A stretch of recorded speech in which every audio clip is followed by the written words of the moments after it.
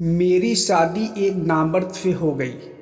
करीबी मित्रों से हुई बातचीत और देखे गए कई पॉर्न वीडियो में से दिमाग में सपनों और इच्छाओं की कई तस्वीर उभर रही थी।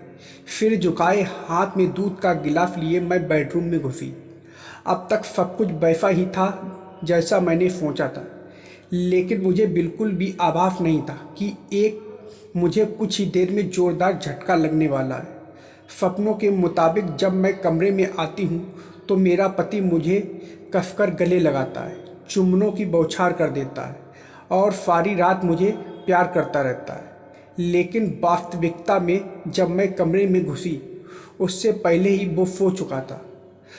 तब 35 की उम्र में मैं वर्जिन थी। मेरे लिए ये बेहद तकलीफ भरा था।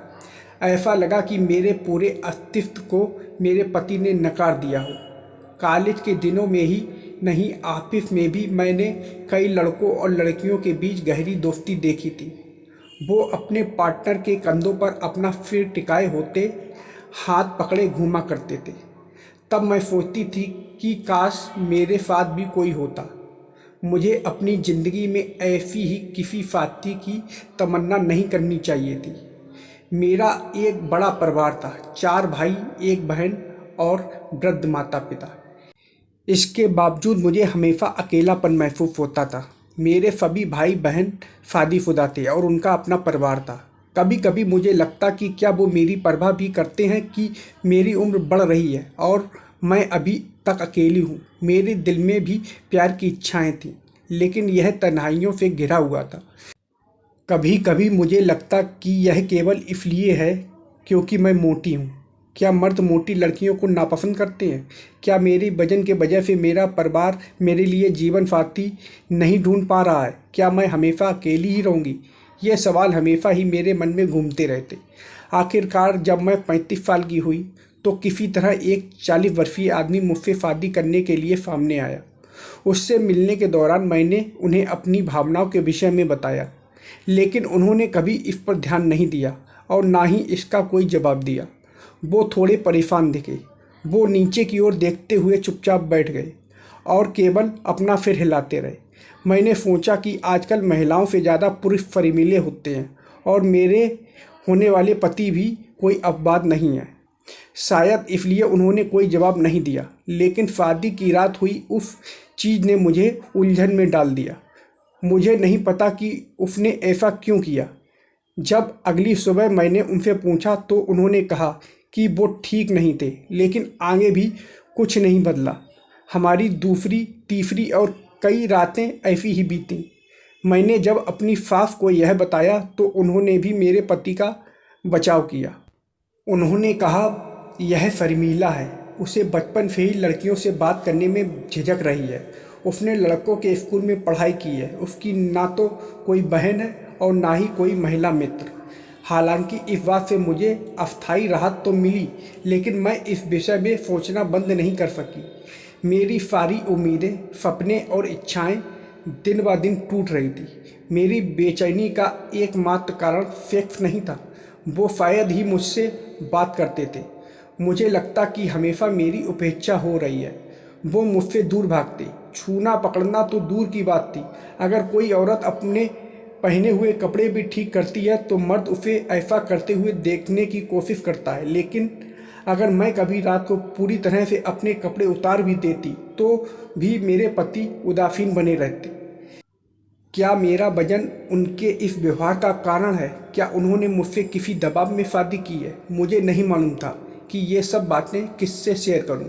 मैं अपने परिवार से बात नहीं कर सकती थी क्योंकि सब यही सोचते कि मैं बहुत खुश हूं, लेकिन मेरे सब्र का बांध टूट रहा था। मुझे इसका हल ढूंढने की ज़रूरत थी।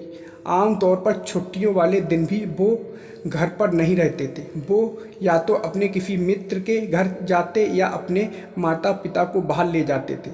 संयोग से उस दिन वो घर पर ही रहे। मैं कमरे में घुसी और अंदर से दरवाज़ा बंद कर लिया। वो बहुत तेज़ी से अपने बिस्तर से उठे, मानो कूद गए हों। मैंने उनसे पास गई और प्यार से पूछा, क्या आप मुझे पसंद नहीं करते? हम अब तक एक बार भी अंतरंग नहीं हुए, ना ही आपने अब तक कभी अपनी भावनाओं के विषय में ही बताया। आखिर आपकी समस्या क्या है? उन्होंने झटके से जवाब दिया, मुझे कोई समस्या नहीं है। जब उन्होंने यह कहा तो मैंने सोचा कि यह मौका है उनके करीब जाने और अपनी तरफ उन्हें आकर्षित करने का। मैंने उनसे शारीरिक छेड़छाड़ शुरू की। मैंने सोचा कि इससे उन पर कोई असर होगा, लेकिन उन पर कोई असर हो ही नहीं रहा था। उनमें उत्तेजना का कोई भाव भी दिख नहीं रहा था। मुझे नहीं पता था किससे इस बारे में पूछना चाहिए, लेकिन यह बात मुझे परेशान करती थी कि जैसे किसी स्त्री की सुंदरता के बारे में पुरुष आकलन करते हैं, मैं क्यों अपने पति के शारीरिक गुणों का आकलन नहीं कर सकती? अगर मुझे उससे कुछ उम्मीद है तो यह गलत क्यों है? फिर मुझे एक दिन ये पता चला कि वो नपुंसक थे और डॉक्टर ने हमारी शादी से पहले ही इसकी पुष्टि कर दी थी और वो उसके माता पिता सब कुछ जानते थे, लेकिन मुझे अंधेरे में रखकर मुझसे धोखा किया गया। मुझे सच्चाई का पता चल गया तो उन्हें शर्मिंदगी महसूस हुई। फिर भी उन्होंने अपनी गलती कभी स्वीकार नहीं की। समाज हमेशा महिलाओं की छोटी से छोटी गलती को बड़ा चढ़ाकर पेश करता है, लेकिन अगर किसी मर्द की कोई गलती हो तो भी उंगलियां महिलाओं की ओर ही उठती हैं। मेरे रिश्तेदार ने मुझे सलाह दी, सेक्स ही जीवन में सब कुछ नहीं है, तुम बच्चा गोद लेने का विचार क्यों नहीं करते? मेरे ससुराल वालों ने मुझसे विनती की, अगर लोगों को सच्चाई पता चल जाएगी तो ये हम सभी के लिए बहुत शर्मिंदगी की बात होगी। मेरे परिवार ने मुझसे कहा, यह तुम्हारा भाग्य है, लेकिन इस दौरान मेरे पति ने जो कहा उससे मुझे बेहद ठेस पहुंची। उन्होंने कहा, तुम्हें जो अच्छा लगता है वो करो, किसी और के साथ सो सकती हो, मैं तुम्हें परेशान नहीं करूंगा और ना ही किसी को इसके बारे में बताऊंगा। अगर उससे तुम्हें बच्चा हो जाए तो मैं उसे अपना नाम देने के लिए तैयार हूँ। किसी भी औरत को अपने पति के ऐसे विचारों को नहीं सुनना चाहिए। वो बेईमान था और वह खुद के और अपने परिवार के सम्मान को बचाने के लिए ऐसा कह रहा था। वो मेरे पैरों पर गिरकर रोने लगा और कहा, प्लीज़ इसे किसी को मत बताना और ना ही मुझे तलाक देना। उसने जो सुझाया वो मैं सोच भी नहीं सकती थी। अब मेरे पास केवल एक ही विकल्प था, या तो मैं उसे छोड़ दूं या उसे अपना जीवन साथी मानकर अपनी इच्छाओं का त्याग कर दूं। अंत में मेरी भावनाओं की जीत हुई। मैंने अपने उस तथाकथित पति का घर छोड़ दिया। मेरे माता पिता ने मुझे स्वीकार नहीं किया। अपने दोस्तों की मदद से मैं एक लेडीज हॉस्टल में चली गई। जल्दी ही मुझे एक नौकरी मिल गई। धीरे धीरे ही सही मेरा जीवन पटरी पर आने लगा और मैंने कोर्ट में तलाक की अर्जी डाल दी। मेरा पति और उसके परिवार वालों ने बेशर्मी दिखाई। उन्होंने सच्चाई को छुपाते हुए शादी टूटने की आड़ में मुझ पर ही शादी के बाद संबंध बनाने का आरोप गढ़ दिया। मैं लड़ी और अपनी मेडिकल जांच करवाई। 3 साल लग गए, लेकिन आखिरकार मुझे तलाक मिल ही गया। मुझे ऐसा लगा जैसे कि मेरा पुनर्जन्म हुआ है। आज मैं 40 की हो गई हूँ और अब भी वर्जिन हूँ। इस दौरान मुझसे कई मर्दों ने संपर्क किया। वो सोचते थे कि मैंने अपने पति को इसलिए छोड़ा क्योंकि उनसे मुझे यौन संबंध में संतुष्टि नहीं मिलती थी और वे मुझसे वो सब करना चाहते थे।